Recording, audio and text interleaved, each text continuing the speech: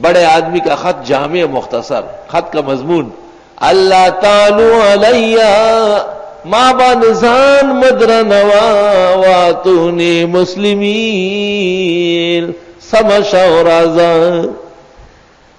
میرے سامنے تکبر مت. اس پتا تھا پختو پتہ لگی چې پختو ستا ہوئی پٹول دنیا کے ذریعے ترجمہ نہیں کی سوا پختو رہا. اللہ تعالی علیہ میرے سامنے تکبر مت کرو، آگا ترجمہ چل رہا. میرے سامنے بڑی مت بنو، میرے سامنے بغاوت مت کرو. یہ جتنے تراجم میں یہ حاصل ہے، اردو تندامن ہے، اصل ترجمہ نہیں ہو پا رہا.